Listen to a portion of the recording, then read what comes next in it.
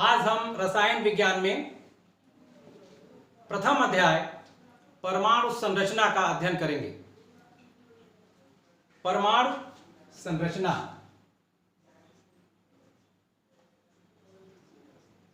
परमाणु संरचना, इसके संबंध में आपको बता दें, डाल्टन महोदय ने अपने परमाणुवाद में यह बताया कि परमाणु अविभाज्य है, इसे विभाजित नहीं किया जा सकता। यह रासायनिक क्रिया में भाग ले सकता है, परंतु आधुनिक परमाणुवाद में आधुनिक वैज्ञानिकों ने यह स्पष्ट किया कि परमाणु को विभाजित किया जा सकता है। यह मुख्यतया 3 मौलिक कणों से मिलकर के बना होता है, जिसे इलेक्ट्रॉन, प्रोटॉन तथा न्यूट्रॉन कहते हैं। परमाणु रासायनिक क्रिया में भाग ले सकता है। इस आधार पर इन वैज्ञानिकों ने परमाणु को परिभाषित करते हुए कहा कि तत्व का वह छोटा से छोटा कण जो रासायनिक क्रिया में भाग तो ले सकता है, किंतु स्वतंत्र अवस्था में नहीं रह सकता अथवा रह भी सकता है, उसे परमाणु कहते हैं। जैसे हाइड्रोजन, नाइट्रोजन, ऑक्सीजन, फास्फोरस, ये स्वतंत्र अवस्था में नहीं रह सकते। हाइड्रोजन H2 के रूप में, नाइट्रोजन N2 के रूप में, ऑक्सीजन O2 के रूप में और फास्फोरस P4 के रूप में एग्जिस्ट करता है। जबकि कुछ ऐसे तत्व हैं जैसे अक्रिय गैसें, inert gases, helium, neon, argon, krypton, xenon, radon, ये स्वतंत्र अवस्था में रह सकते हैं। अभी आपने परमाणु को देखा कि किसी तत्व का वह छोटा से छोटा कण जो रासायनिक क्रिया में भाग ले सकता है, उसे हम परमाणु कहते हैं। अब हम आपको बताएंगे कि आधुनिक परमाणुवाद में वैज्ञानिकों ने जो यह स्पष्ट किया कि परमाणु विभाजित हो सकता है और यह मुख्यतया 3 मौलिक कणों से मिलकर के बना होता है, जिसे इलेक्ट्रॉन, प्रोटॉन तथा न्यूट्रॉन कहते हैं। इसमें पहला बिंदु हम लेते हैं इलेक्ट्रॉन। इलेक्ट्रॉन,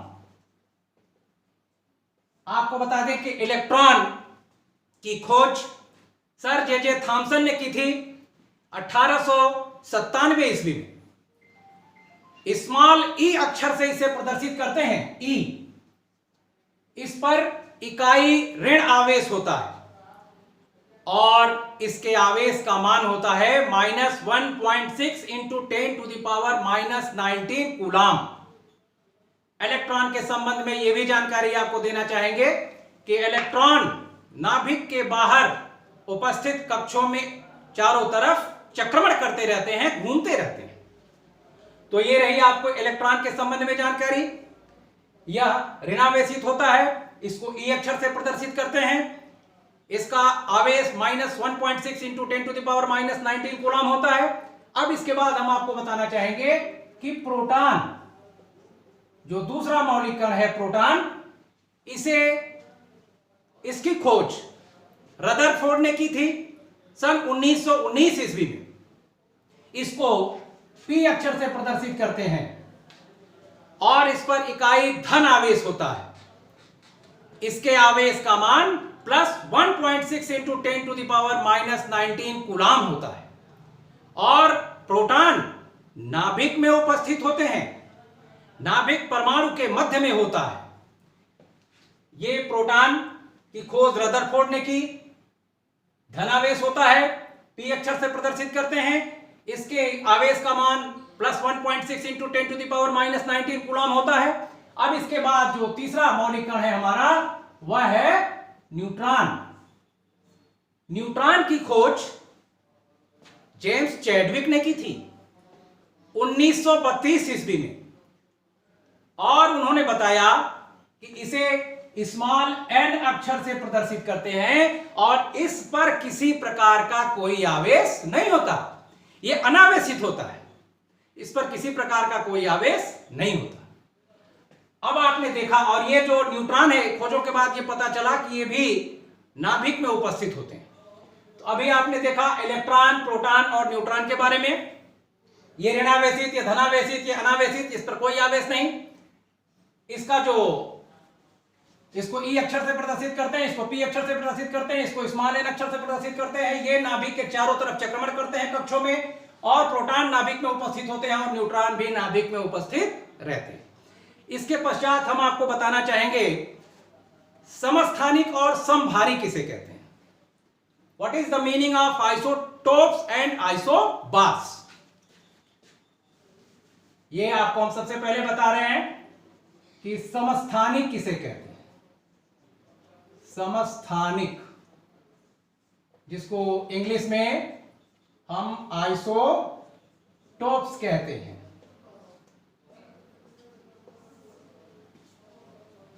वे तत्व, इसकी परिभाषा है, वे तत्व जिनका परमाणु क्रमांक समान होता है और परमाणु भार भिन्न भिन्न होता है, उन्हें ही समस्थानिक कहा जाता है।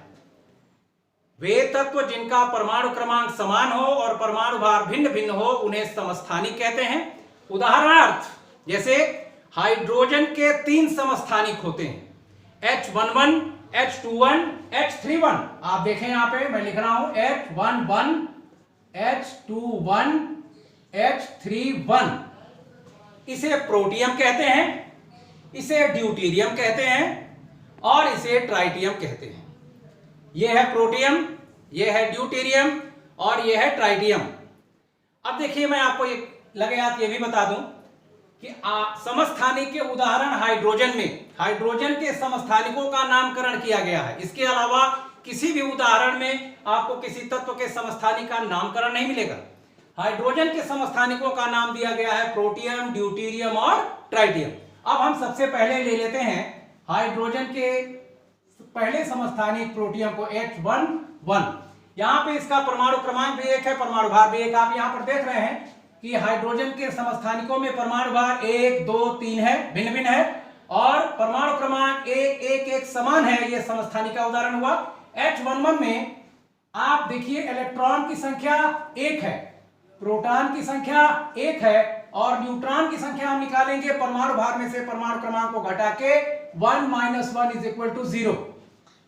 यहां पे न्यूट्रॉन 0 है। इसके बाद H21 में इलेक्ट्रॉन की संख्या 1 है, प्रोटॉन की संख्या 1 है और न्यूट्रॉन की संख्या 1 है। इसी प्रकार से H31 में इलेक्ट्रॉन की संख्या 1 है, प्रोटॉन की संख्या 1 है और न्यूट्रॉन की संख्या 2 है। आप देख रहे हैं इसमें इलेक्ट्रॉन और प्रोटॉन की संख्या नहीं बदल रही है, परंतु न्यूट्रॉन की संख्या बदल रही है, क्योंकि यहां पर परमाणु भार भिन्न भिन्न है। यह आपके हाइड्रोजन के समस्थानिक का उदाहरण रहा। इसी तरह से ऑक्सीजन के भी 3 समस्थानिक होते हैं। ऑक्सीजन का समस्थानिक होता है O16-8, O17-8, O18-8, O16-8, O17-8, O18-8। आप देखिए ऑक्सीजन में ये परमाणु भार बदल रहा है, 16, 17, 18, जबकि परमाणु क्रमांक समान है। ये समस्थानिक का उदाहरण है। आप इसमें भी देख सकते हैं O16-8 में इलेक्ट्रॉन की संख्या 8 है, प्रोटॉन की संख्या 8 है और न्यूट्रॉन की संख्या भी 8 है। जबकि O17-8 में इलेक्ट्रॉन की संख्या 8 है, प्रोटॉन की संख्या 8 है और न्यूट्रॉन की संख्या 9 है। और O18-8 में इलेक्ट्रॉन की संख्या 8 है, प्रोटॉन की संख्या भी 8 है और न्यूट्रॉन की संख्या 18 - 8 = 10 है। तो इस उदाहरण में भी आपको स्पष्ट हो रहा होगा कि न्यूट्रॉन की संख्या बदल गई 8, 9, 10, लेकिन इलेक्ट्रॉन की संख्या 8, 8, 8 है, प्रोटॉन की संख्या 8, 8, 8 है। इलेक्ट्रॉन और प्रोटॉन की संख्या ज्यों की त्यों बनी हुई है, क्योंकि परमाणु क्रमांक समान है और परमाणु भार भिन्न भिन्न है। अन्य उदाहरण में जैसे क्लोरीन है, क्लोरीन 35-17, क्लोरीन 37-17। तो ये रहा आपका समस्थानिक। अब हम आपको बताएंगे समभारी किसे कहते हैं। समभारी, जिसे इंग्लिश में आइसोबार्स कहते हैं। समभारी वे तत्व जिनके परमाणु भार समान होते हैं परंतु परमाणु क्रमांक भिन्न भिन्न होते हैं, उन्हें समभारी कहा जाता है। परमाणु भार में समान, जैसे उदाहरण स्वरूप हम आपको उदाहरण देना चाहेंगे कैल्शियम आर्गन का। कैल्शियम का परमाणु भार 40 होता है, आर्गन का भी परमाणु भार 40 होता है, लेकिन कैल्शियम का परमाणु क्रमांक 20 होता है और आर्गन का परमाणु क्रमांक 18 होता है। यह है आपके समभारी का उदाहरण। परमाणु भार में समान है लेकिन परमाणु क्रमांक इनका भिन्न भिन्न है। अगर आप कैल्शियम 40 20 को दिखाएंगे तो इलेक्ट्रॉन की संख्या 20 है और प्रोटॉन की संख्या 20 है और न्यूट्रॉन की संख्या परमाणु भार में से परमाणु क्रमांक को घटा करके यहां पर भी ये 20 है। यानी इस कैल्शियम में इलेक्ट्रॉन प्रोटॉन न्यूट्रॉन तीनों 20 20 20 है। और जबकि आर्गन में इलेक्ट्रॉन की संख्या 18 है, प्रोटॉन की संख्या 18 है और न्यूट्रॉन की संख्या 40 में से 18 घटेगा 22 है। इस प्रकार से ये स्पष्ट है। आप देख रहे हैं परमाणु भार समान है, परमाणु क्रमांक भिन्न भिन्न